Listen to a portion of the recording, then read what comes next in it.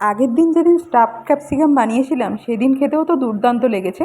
তারপর ভাবলাম এটা তো পুর বানিয়ে ক্যাপসিকামের সাথে স্টাফড করেছি, কিন্তু একবার রভাবে করে দেখি। তার জন্য অল্প একটু চিকেন কিমা নিয়েছি, আর তার সাথে টমেটো, আদা রসুন বাটা, কাঁচা লঙ্কা, ধনেপাতা, পেঁয়াজ, যে সমস্ত মশলাপাতি দেওয়া হয়, আর তার সাথে দিয়েছিলাম অল্প একটু ঘি আর চাট মশলা।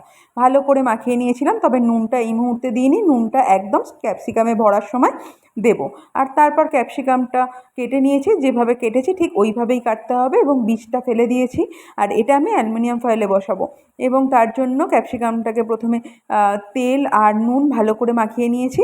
এরপর মাখিয়ে নেবার পর অ্যালুমিনিয়াম ফয়েলেও একটু তেল দিয়ে দিয়েছি এবং অ্যালুমিনিয়াম ফয়েলের ওপর ক্যাপসিকামটা রেখে দিয়েছি, এবং তারপর স্টাফ যে মশলাটা বানিয়েছি ওটাতে একটু নুন দিয়ে ভালো করে মেখে নিয়ে ক্যাপসিকামে ভরে দিয়েছি, এবং ভরে দিয়ে ক্যাপসিকামগুলো গিঁথে মানে কাঠি দিয়ে গিঁথে নিয়েছি।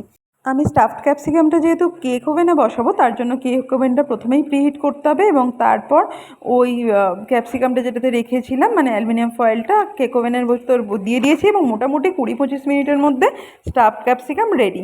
এরপর দুরকম সস নিয়ে নিয়েছি, আর গরম গরম খেতে যা অপূর্ব না, মানে না খেলে কেউ কল্পনা করতে পারবে না।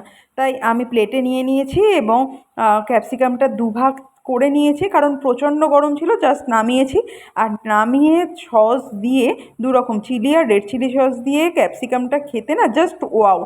তোমরা অবশ্যই এটা ট্রাই করো এবং খেয়ে কেমন লাগলো অবশ্যই জানিও। সবাই খুব ভালো থেকো, টাটা।